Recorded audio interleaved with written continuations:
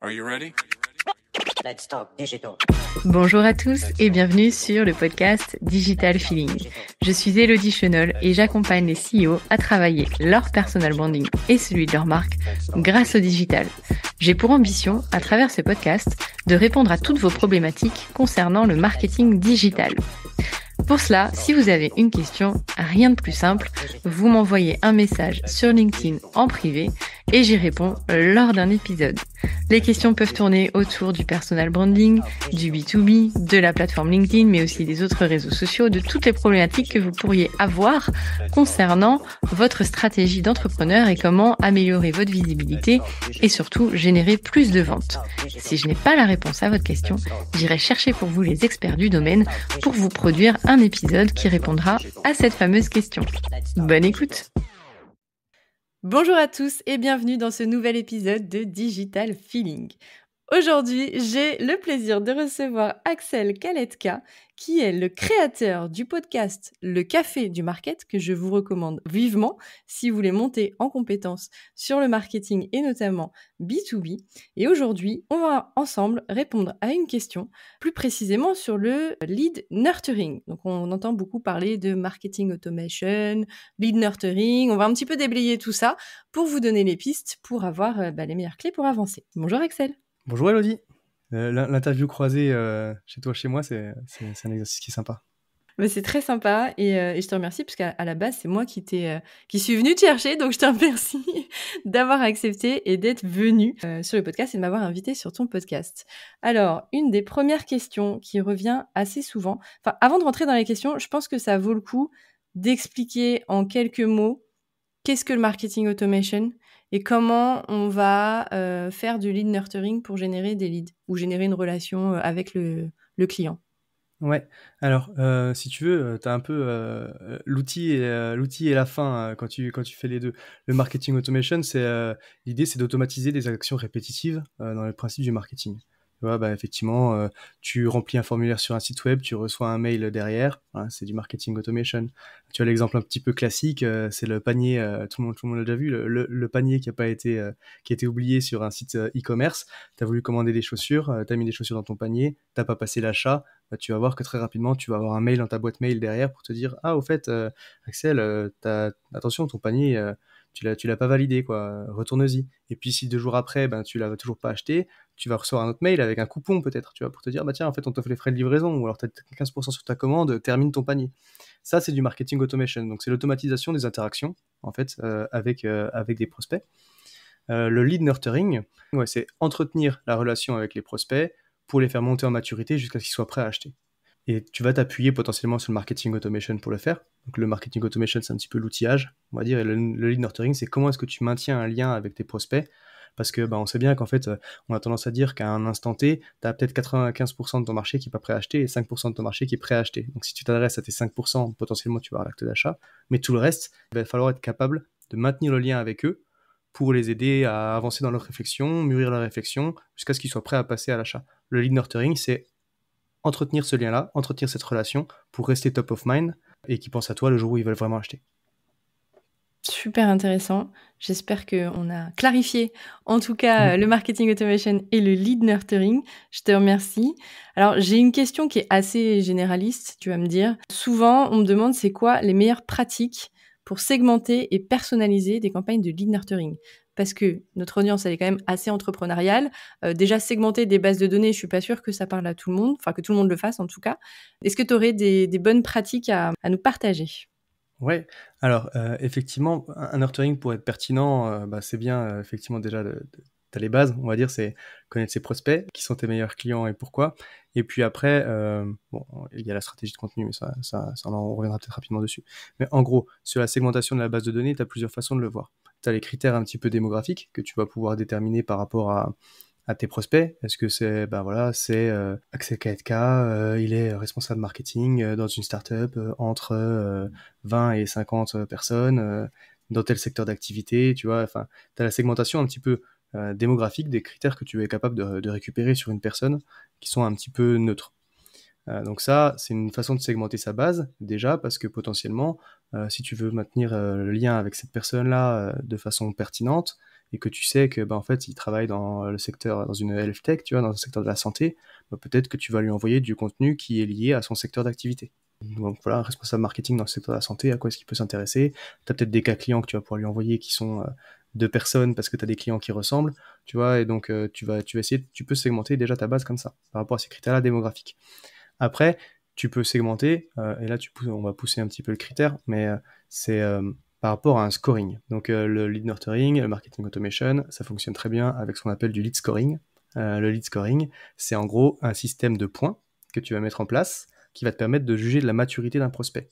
Donc plus il va faire d'actions sur ton site, plus il va interagir avec tes contenus, plus il va voir son score augmenter, et donc plus il sera chaud. Et donc toi, c'est pareil, ça va te permettre derrière d'adapter un petit peu ton contenu, parce que quelqu'un qui est tout en haut du funnel d'achat, en phase de découverte, qui se pose des questions sur, je sais pas, prenons l'inbound marketing, tu vois, je vends un logiciel de marketing automation, justement, qui se demande qu'est-ce que c'est que l'inbound marketing, tu vas pas lui envoyer des cas clients, en fait. Tu vas lui envoyer peut-être des articles de blog, tu vas peut-être lui envoyer des livres blancs sur comment est-ce qu'on met en place une stratégie d'inbound marketing, à quoi ça sert, qu'est-ce que c'est que le SEO, c'est quoi la recherche organique, tu vois, enfin bref, comment est-ce qu'on se construit une stratégie de contenu. Donc ça, tu vois, c'est des contenus que tu vas peut-être envoyer effectivement à des gens qui ont un score assez bas. Par contre, des gens qui ont un score très élevé, tu vas pouvoir leur envoyer, ils sont plus en phase d'achat, tu vois, en phase de comparaison, on va dire qu'ils ont conscience du problème, conscience qu'il y a des solutions et potentiellement ils cherchent une solution. Et donc tu vas vouloir les rassurer pour leur montrer que tu es la bonne personne pour les accompagner.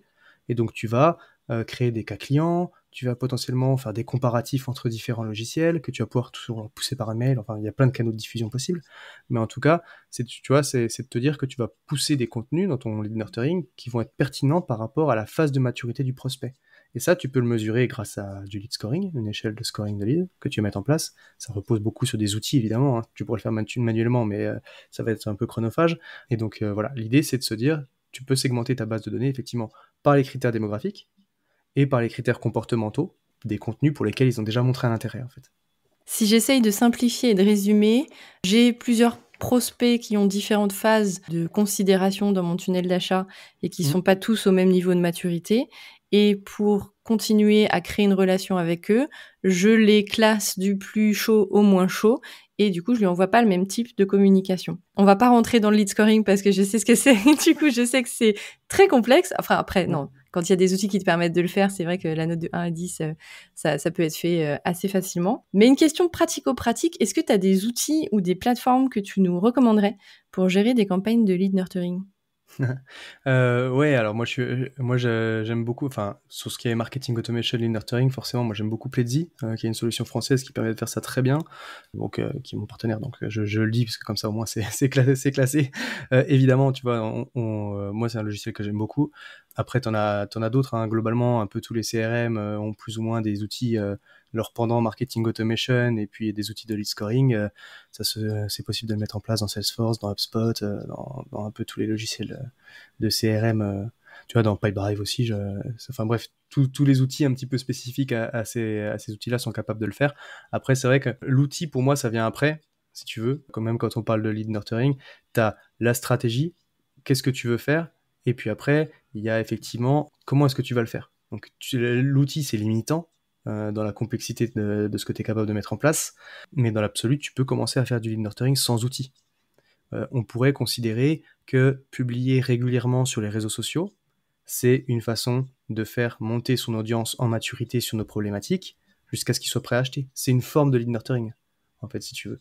Sauf que tu n'es pas maître du canal de distribution. C'est vrai que le canal un petit peu royal de lead nurturing, c'est l'email. Parce que tu es propriétaire, parce que tu es sûr que tu vas pouvoir toucher ta base, tu dépends pas d'un algorithme, et donc tu as juste à trouver des bons sujets pour que tes emails soient ouverts. Donc c'est le canal un peu royal, mais tu vois, mine de rien, faire ça sur les réseaux sociaux, c'est déjà du lead nurturing. Avoir une newsletter mensuelle, c'est le premier niveau, on va dire, de complexité du lead nurturing. C'est que du coup, tu vas déjà avoir un canal un petit peu général, parce que tu n'es pas forcément capable de segmenter ton audience sur les réseaux sociaux, sur une base mail, on va dire, que tu construirais pour une newsletter où tu n'as que l'email, c'est difficile de segmenter, donc tu n'es pas forcément capable de segmenter selon la maturité et selon les secteurs d'activité ou ce qui est pertinent pour ton business. Donc c'est le nurturing un petit peu général que tu vas pouvoir mettre en place, c'est envoyer des informations de façon régulière à tes prospects. Donc tu vois, t'es pas forcément tout de suite obligé de t'outiller, en fait. Déjà, publie régulièrement sur les réseaux sociaux, mets en place peut-être une newsletter qui va sortir tous les mois. C'est le niveau un petit peu zéro du nurturing. L'outil, ça vient derrière, quoi. Bah, je te remercie, c'est super didactique en fait, et puis ça désacralise un petit peu le lead nurturing en se disant oh là là, c'est que des trucs complexes pour les grosses agences, etc. Bah non, en fait, tu viens de le dire, si tu prends la parole sur les réseaux sociaux, si tu commences à créer ta newsletter, bah déjà, tu nourris ta cible. Effectivement, tu peux pas l'affiner et faire une communication ciblée comme ce que tu ferais avec un process de lead nurturing, mais tu commences déjà à nourrir effectivement ton audience, et c'est ce que je fais, donc je ne peux que plus soyer cette stratégie. Newsletter, post sur les réseaux, c'est une bonne base. Ça ramène du business. Tu vois, publier un podcast de façon hebdomadaire, c'est pareil. En fait, ça rentre un petit peu. Enfin, on est dans la stratégie de contenu, dans la création de contenu, mais en fait, c'est un peu le niveau zéro. Tu n'es pas capable de segmenter ta base. Tu peux pas vraiment aller dire pousser du contenu particulier à une personne en particulier parce que tu as détecté un intérêt et puis que tu es capable de la scorer. Mais par contre, c'est déjà envoyer de l'information qualitative régulièrement à ton audience dans le but de les faire monter en maturité sur tes sujets pour qu'un jour potentiellement ils achètent, quoi. Super intéressant. Je te remercie. Comment on mesure l'efficacité du lead nurturing qu'on met en place, comme tu viens de l'expliquer, au niveau zéro, avec les podcasts, avec les posts et avec la newsletter? L'objectif final du lead nurturing, c'est d'augmenter les taux de closing et de raccourcir les cycles de vente. En B2B particulièrement, je parle de B2B plutôt parce que c'est mon cas, et les cycles de vente sont plus longs, donc le lead nurturing est d'autant plus important, alors que sur effectivement du B2C, tu vois, je reprends l'exemple du panier de chaussures, mais des fois tu vois une pub, tu cliques, t'achètes, quoi. Donc le nurturing, il est assez court, quoi. Alors que sur un cycle de vente B2B qui peut durer 3, 6 mois, 1 an, 2 ans, sur des très gros paniers et sur des très gros deals, le lead nurturing, il prend tout son sens parce que du coup, tu es obligé d'entretenir le lien sur la durée. Et donc, ce que tu vas pouvoir essayer de mesurer, normalement, déjà, c'est effectivement la durée des cycles de vente. Tu es censé avoir un impact dessus sur le lead nurturing et le nombre de deals, on va dire, que tu vas être capable de gagner. L'objectif, c'est ce qu'encore une fois, c'est de maintenir le lien avec les prospects pour arrêter la déperdition, en fait, parce que le gros problème, c'est qu'effectivement, tu as plein de boîtes qui fonctionnent comme ça. Moi, je le vois dans mon activité de conseil, qui en fait veulent faire générer des leads. Donc, ils ont mis en place des formulaires sur leur site, t'as un livre blanc, t'as un machin, t'as un truc, quelqu'un télécharge, et puis en fait, derrière, il se passe jamais rien. Donc, en fait, ils créent une base mail de personnes avec qui ils interagissent jamais. Les personnes vont aller chercher des infos de leur côté, peu importe. Et donc, le jour où ils vont vouloir acheter, en fait, ils repartiront à zéro de leur recherche presque, et puis ils iront chez un concurrent, tu vois. Donc, les choses que tu es censé voir, effectivement, comme effet, si ton lead nurturing il est bon à moyen terme, c'est effectivement des meilleurs taux de conversion de lead à MQL, donc Marketing Qualified Lead, donc de lead à opportunité, on va dire, si on veut simplifier, et même sur ton taux de closing d'opportunité, et la vélocité du cycle de vente. Ça, c'est les grands KPI un petit peu business qui sont censés te driver. Après, quand tu fais de l'emailing, forcément, tu vas aller surveiller. Ça va dépendre de quel est l'objectif de tes emails, mais taux d'ouverture, taux de clic. Sur les réseaux sociaux, tu vas mesurer l'engagement. Enfin voilà, ça va dépendre un petit peu des canaux sur lesquels tu distribues. C'est très clair. J'aurais dit, tu vois, j'aurais simplifié, j'aurais dit les ventes, mais c'est vrai que, comme tu es un expert, tu vas regarder les cycles, etc. Et c'est des bons tips parce que moi, je le fais pas. Donc, je note tout ce que tu me dis parce que je ne contacte pas les personnes sur LinkedIn. En fait, je fournis du contenu et les personnes viennent à moi. Donc, ça, c'est plutôt royal. Mais c'est vrai que quand on veut une démarche proactive et qu'on veut générer un cycle de vente régulier avec une relation, etc., il faut être en mesure de se dire, OK, qu'est-ce que je mets en place? Comment je le mesure? Et quel KPI je vais regarder finalement pour voir si ça fonctionne. Et je suis comme toi, je suis dans le B2B, donc je sais que les cycles de vente, ils peuvent être très longs.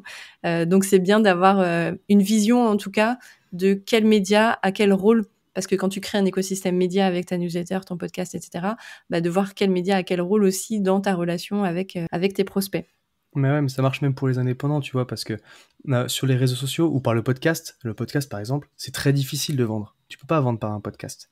T'as pas de call to action, les gens écoutent, ils sont pas dans des conditions potentiellement où ils vont pouvoir cliquer et tout. Par contre, tu vends très bien par email. Et donc c'est pour ça que le nurturing prend son sens aussi par là, parce qu'en fait, tu vas démontrer ton expertise avec le podcast et tout, mais c'est quand même toujours bien d'être capable de ramener les gens potentiellement vers une base mail, parce que du coup, tu vas pouvoir envoyer du contenu un peu plus personnalisé et pousser des offres aussi de temps en temps, tu vois. Entre les contenus, tu es capable de pousser potentiellement des offres. Et là, tu es capable de vendre aussi par l'email. C'est un écosystème, quoi. Ouais, mais très clairement. En plus, l'email, il est hyper sous-estimé, je trouve, parce que, en tout cas, en B2B, c'est un outil qui reste hyper puissant. On a beau dire l'email est mort. Non, moi, je le vois tous les jours. L'email, il est hyper puissant en B2B. Bah ouais. Moi, tu vois, je le vois avec parce que du coup, j'ai une communauté de marketeurs B2B qui est et je le vois parce que j'ai ma newsletter. Alors, le podcast, il existe depuis un moment, les gens écoutent et tout. Et puis, quand j'ai lancé la communauté, j'en ai parlé un peu sur le podcast. Quand j'ai un épisode de podcast, j'ai jamais des gens qui vont s'abonner dans ma communauté, tu vois, ou qui vont adhérer à la communauté. Par contre, quand j'envoie ma newsletter chaque semaine, bah, il y a des gens qui cliquent sur le bouton qui est à la fin et qui vont adhérer. Et tu vois, c'est comment et le podcast joue sur la découvrabilité, on va dire, le fait et de démontrer mon expertise. Par contre, la newsletter, elle, va aussi démontrer l'expertise dans un format différent, mais par contre, elle est capable de vendre. Alors ça, c'est un truc qui est très difficile. Donc c'est un peu un écosystème de contenu, il faut voir effectivement quel est le rôle de chacun, quoi. Super. J'ai une autre question pour toi. Est-ce que tu pourrais nous partager un exemple de campagne de lead nurturing réussie? Un exemple de campagne de lead nurturing réussie. C'est jamais fini. Une campagne, tu vois, je peux pas, c'est pas comme tu vas lancer une campagne de pub et puis tu es capable de mesurer ton KPI et puis c'est fini en fait, tu vois. Et puis c'est fini à la fin du mois, tu peux te dire t'as géré tant. Le lead nurturing, quand tu le mets, c'est un progress, tu vois, c'est des sujets sur le long terme. Moi, je peux te dire, par exemple, parce que tu vois, j'ai accompagné un client là, il y a 2 ans sur ce sujet-là. Marketing Place de Limon, on travaille toujours ensemble, hein. Puis l'année dernière, du coup, on a pu voir les effets de l'impact de la stratégie de contenu. Et le lead nurturing, c'est une brique. C'est une stratégie de contenu. Parce qu'en fait, c'est une fois que tu as converti les leads, tu vas maintenir un peu le lien avec eux pour les accompagner vers la vente. Mais tu vois, je vais te donner un exemple très concret. Avec ce client, on fait 2 choses. Quand j'ai commencé à travailler avec lui, il faisait ce que je te disais. Ils avaient une base de gens avec lesquels ils prospectaient beaucoup par email en sortant. Et tu as des gens qui leur disaient pas tout de suite, pas maintenant.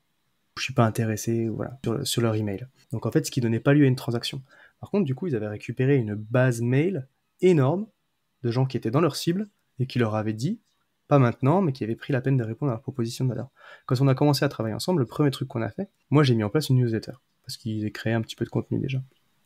Donc j'ai mis en place une newsletter pour réactiver cette base mail en fait. Tu vois, mon premier mail qui est parti, il y a quelqu'un qui a racheté. Donc ne serait-ce que sur tes clients existants, en fait, en fonction potentiellement, tu vois, c'est déjà efficace. Parce que tu as toujours des possibilités d'upsell et c'est beaucoup plus facile de convertir un client qui a déjà acheté et qui était satisfait que quelqu'un qui ne te connaissait pas. Donc en fait, on a mis en place une newsletter et puis après, bon, vu qu'on utilise un logiciel de marketing automation qui est un peu avancé, on est capable de faire des choses un peu plus poussées en termes de nurturing, notamment par rapport au scoring et tout, comme on disait tout à l'heure, et au centre d'intérêt. Mais donc on a plusieurs campagnes de nurturing qui tournent en même temps. Mais par contre, tu vois, je suis capable de dire que l'année dernière, une grosse partie du chiffre d'affaires qui a été généré par le contenu, c'est des gens qui ont été prospectés, qui ont dit non, qui sont restés en fait 6 mois, 9 mois dans la boucle de la newsletter, des invitations à des webinars, qui ont reçu les nouveaux livres blancs, les machins, qui un jour se sont inscrits au webinar et après ont contacté la boîte, ont déclenché une opportunité et ont signé. Et ça, c'est une grosse partie du chiffre d'affaires qui a été généré par le contenu l'année dernière. C'est l'impact que ça peut avoir, en fait. Parce que quand tu prospectes beaucoup, c'est ça, tu récupères une grosse base mail, sauf qu'en fait, après, bah, les gens, ils t'ont dit non, ils partent aux oubliettes, et toi, tu vas scraper des nouvelles données. Déjà, le monde, il est fini, mais il y a un moment, tu auras pourri la terre entière. Et puis, en fait, dans tous les gens que tu as contactés, bah, la prospection, ça marche comment? Ça marche quand tu tombes sur la personne qui avait un projet au moment où tu la contactes. C'est pas ah tiens, j'ai reçu ce mail-là qui est vachement bien tourné, si j'ai acheté un logiciel à 50 000 euros, que c'est pas possible en fait. Si t'avais pas le besoin à la base, ça marche pas. On revient sur ces 5 et 95%, tu vois. Donc en fait, tous les gens qui t'ont dit non à un moment donné ou qui n'ont pas répondu, peut-être qu'en fait ils auront le projet dans 1 an, dans 6 mois, dans 1 an et demi ou dans 2 ans. Et ben dans ce cas-là, tu vas continuer à leur envoyer de l'information pertinente, attention, dans la durée, pour maintenir le lien. Et un jour, s'ils ont fait mûrir le projet grâce à tes contenus, bah, ils achèteront chez toi. Super intéressant. J'aime beaucoup en fait, le nom n'est pas définitif. Le nom, tu le mets dans une base de données. Tu continues à lui produire, à lui fournir du contenu pour créer cette relation et pour que, quand c'est le bon moment pour lui, en fait, il pense à toi au moment de l'achat. Mais ouais, c'est exactement ça qu'on fait, tu vois. C'est effectivement les gens qui disent non, je les mets dans le logiciel de marketing automation. Ils reçoivent la newsletter mensuelle de base, ils reçoivent les invitations au webinar qui sont trimestrielles. Et après, vu qu'en plus on est outillé et qu'on est capable de faire des choses un peu plus complexes en termes de nurturing, ben on a d'autres campagnes qui tournent, mais dans l'absolu, je pourrais m'en tenir à là, tu vois. Et déjà, ils recevraient les derniers articles, les invitations au webinar, les machins. Et ça, en fait, tu peux le faire. Il te faut juste une base mail et un outil pour envoyer des mails. Tu vois, t'as pas besoin d'avoir un outil de marketing automation, ouais, c'est très complexe, ouais. Clairement. Moi, j'ai commencé ma newsletter avec 26 mails.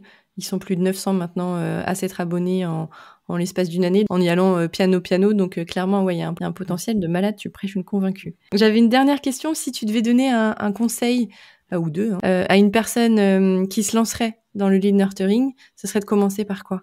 la base du lead nurturing, ça reste la stratégie de contenu. Donc, c'est quelles sont, et la stratégie de contenu, c'est pas je vais faire un blog, tiens, il faut qu'on fasse du SEO, donc je vais faire un article de blog. La stratégie de contenu, c'est quels sont les sujets qui intéressent ma cible, quels sont les contenus qu'a besoin de voir mon prospect dans un cycle d'achat. Tu vois, donc typiquement, effectivement, il y a peut-être l'article de blog, mais souvent sur des logiciels, on va peut-être avoir besoin de voir une vidéo de démonstration, et puis on va vouloir voir 1 ou 2 témoignages clients. Tu vois, c'est aussi ces contenus-là qui sont importants. Donc, quels sont les sujets qui intéressent ma cible, quels sont les contenus qu'il a besoin de voir pour prendre une décision. Et donc après, ça, c'est les bases de ta stratégie de contenu. Et le nurturing, encore une fois, c'est un moyen de maintenir le lien avec ton audience, c'est un canal de distribution, c'est une façon de faire connaître ton contenu à un certain type de population, quoi. Donc on met pas l'outil avant la stratégie. C'est beau, on met pas l'outil avant la stratégie, moi j'achète, j'adore. Je vais le garder. Avec plaisir. Et alors, si on est plutôt littéraire et qu'on a envie de creuser le sujet via des livres sur le lead nurturing ou sur des livres qui, toi, t'inspirent, est-ce que tu aurais des recommandations ? Des livres sur le lead nurturing, j'en ai pas trop. Moi, je lis pas mal de bouquins, des bouquins market et des bouquins business en général. C'est plus des trucs de branding ou même de stratégie, mais il y en a un là, que je suis en train de lire qui s'appelle Epic Content Marketing. Si tu veux, sur un sujet un peu content marketing, nurturing, pour moi ça rentre là-dedans, qui est intéressant, qui est un des bouquins référence un petit peu sur le sujet, quoi. Canon, Epic Content Marketing, je le mettrai en lien dans l'épisode. Je te remercie beaucoup, Axel, d'avoir répondu à mes questions à brûle pour point, j'ai envie de dire.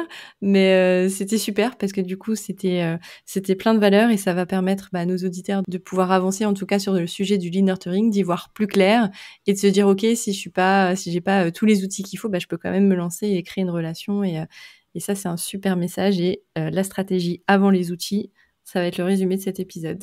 Merci, Axel. Merci à toi. Je vous remercie d'avoir écouté cet épisode. Thank you. You're welcome. Let's talk digital. J'espère que ce podcast vous a plu. Si vous avez aimé cet épisode, n'hésitez pas à soutenir le podcast en laissant une note et un avis sur Apple Podcast ou sur vos plateformes d'écoute. Ça me permettra de remonter et de pouvoir partager à d'autres entrepreneurs les réponses que vous vous posez. Merci à tous, à bientôt.